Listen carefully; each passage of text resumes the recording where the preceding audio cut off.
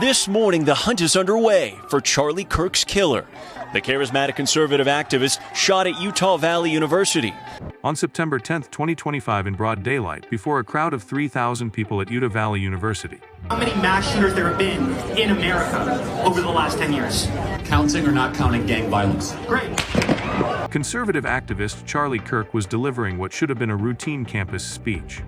23 minutes into his presentation, a single crack echoed across the courtyard. Kirk's hand moved to his neck. Blood. He slumped forward. And in that moment, American political discourse crossed a line from which there may be no return. This is the story of an assassination that wasn't supposed to happen in America, but did. The day everything changed. Charlie Kirk, the 31-year-old founder of Turning Point USA, arrived at Utah Valley University's Fountain Courtyard just after noon on what seemed like an ordinary Wednesday.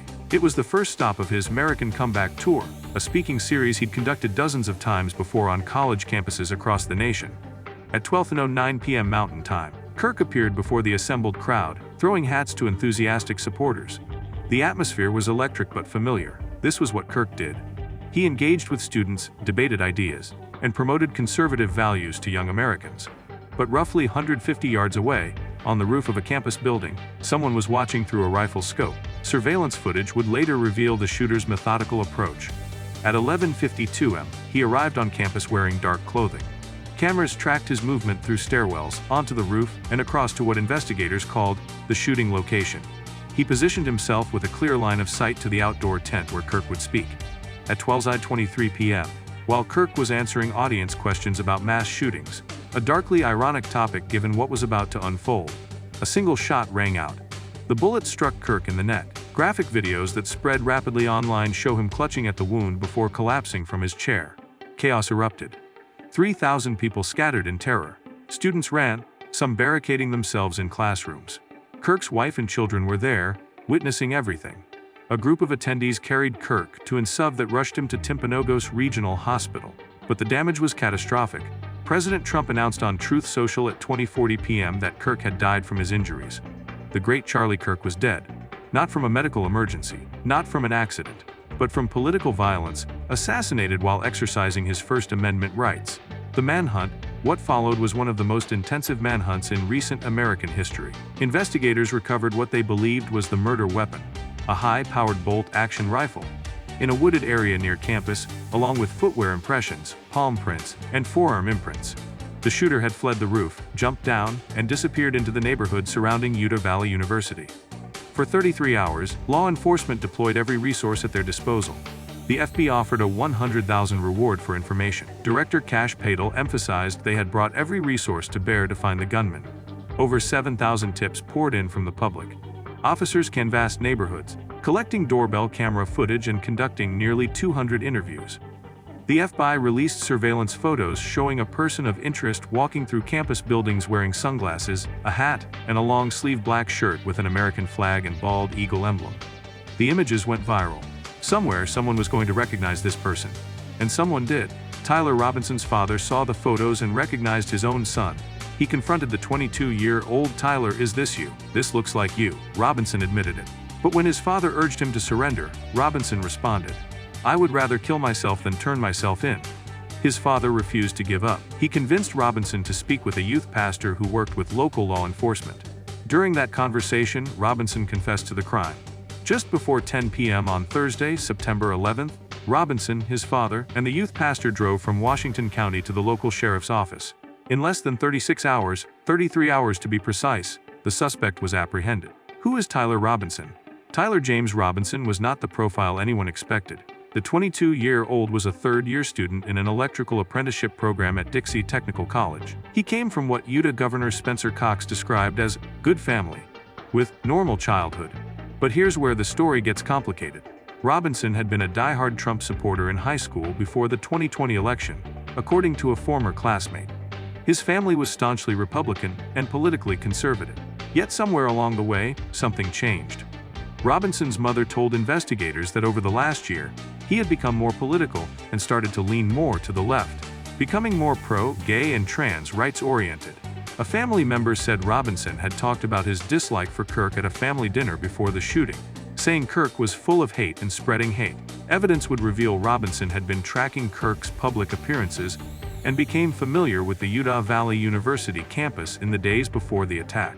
FBI officials described an obsession with the conservative influencer based on Robinson's digital footprint. The weapon itself told another part of the story. Robinson used his grandfather's rifle, a Mauser Model 98 .36 caliber bolt-action rifle equipped with a mounted scope. In text messages to his roommate, he worried about what his old man would do if he didn't bring back Grandpa's rifle. The evidence and motive. The case against Tyler Robinson is built on multiple pillars of evidence that paint a disturbing picture of premeditation. On the day of the shooting, Robinson texted his roommate to "Drop what you are doing, look under my keyboard." The roommate found a note that read, "I had the opportunity to take out Charlie Kirk and I'm going to take it." After the shooting, Robinson changed clothes, hid the rifle wrapped in a towel, and messaged his roommate about retrieving it. When his roommate asked why he killed Kirk, Robinson allegedly responded, "I had enough of his hatred." Bullet casings found at the scene were engraved with messages. One read, "He fascist? Catch?" A phrase that Governor Cox said speaks for itself. Other engravings referenced video games and anti-fascist themes, suggesting immersion in online culture where meanings blur between irony and ideology. In Discord messages during the manhunt, when friends asked if he was the shooter, Robinson appeared to confirm it, even joking about having a manifesto and rifle lying around. Yet despite initial claims by politicians that this was leftist terrorism, federal investigators told NBC News they found no evidence connecting Robinson with any left-wing groups. One source said every indication suggests this was one guy who did one really bad thing, because he found Kirk's ideology personally offensive. The motive appears deeply personal rather than organizational, a young man radicalized not by a movement, but by his own grievances, possibly influenced by his relationship with a transgender partner and his opposition to Kirk's rhetoric on LGBTQ issues. The aftermath. On September 16, prosecutors charged Robinson with aggravated murder, felony discharge of a firearm, obstruction of justice, witness tampering, and commission of a violent offense in the presence of a child. They announced they would seek the death penalty. The assassination sent shockwaves through American politics. It occurred during a period of deepening division and increasingly frequent political violence, following shootings of Minnesota legislators, attacks on political figures, and the killing of the United Healthcare CEO. President Trump credited Kirk with helping galvanize the youth vote for his re-election and hailed him as a martyr for truth and freedom. Thousands attended an emotional memorial service in Arizona. A September 12 YouGov poll found 87% of Americans agreed political violence is a problem. Alarmingly, 18% of liberals and 7% of conservatives said political violence can sometimes be justified. The shooting of Charlie Kirk wasn't a conspiracy. It was something perhaps more frightening. The act of a radicalized individual who believed violence was the answer to ideological disagreement. In a nation increasingly divided, where discourse has turned to demonization, Kirk's assassination serves as a brutal reminder of where rhetoric can lead. Was this targeted? Absolutely. Was it part of a larger plot? The evidence says no. But that may be the scariest part of all.